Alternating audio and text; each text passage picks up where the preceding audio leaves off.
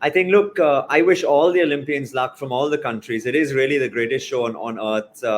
Faster, stronger, fitter. It's just higher. It's just incredible to see every year, every 4 years, the human body continue to outdo what was achieved the last time around. And what is the true limits of what that means, irrespective of age, of gender, of background and experiences as well. I think it's fascinating to see the India journey. So when I moved to India, Delhi was just hosting the Commonwealth Games, and there was a lot of focus on India at that time, really starting its sport journey beyond cricket. And over the course of the last 12 years now, we've now seen the number of medals that we get at Asian Games, at Commonwealth Games, and now at Olympic Games increase. I know there's a very strong bid in, hopefully, for us to hold the Olympics, fingers crossed, in 2036. That will be a great moment for the country. And I want to encourage everyone watching this, whether you're a supporter or an athlete, let's get behind them and let's ensure that we build more sports in India, of course, on the back of cricket, but make sure that we have other sports which are equally well invested in and, of course, supported as well. Yeah.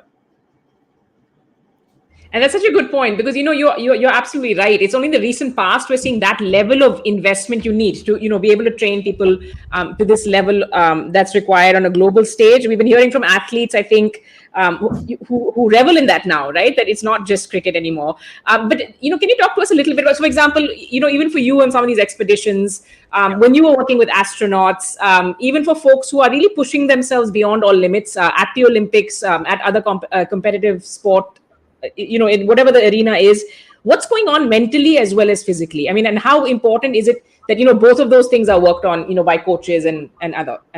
Yeah, the physical body allows you to build a foundation, and we often talk about this idea in high performance, which is you elevate the floor and then you raise the ceiling.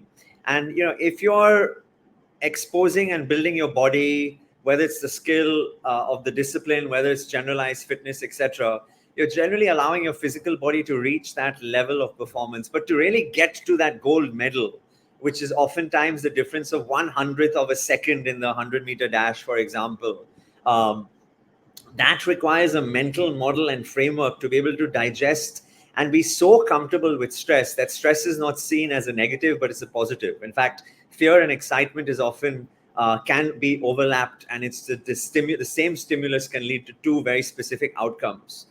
In terms of whether you're paralyzed in fear or whether you're propelled in excitement, right? And that mental model is something which these humans who are able to reach their human edge truly have understood and excel at from that perspective. So we often say that, the game is being played on the court or by the bodies, but actually the real competition is happening in the minds leading up to the match and during the match as well. And that's why even in the penultimate chapter, the final chapter of my book, At the Human Edge, whilst we took the reader through all of these incredible journeys of summiting Everest and going to the moon or Mars and surviving in the Sahara, etc., I wanted to make sure that everyone reading it understood that it's that mind over matter and the magic that happens in the brain, which is ultimately what is oftentimes the difference between a gold, a bronze, or no medal at all.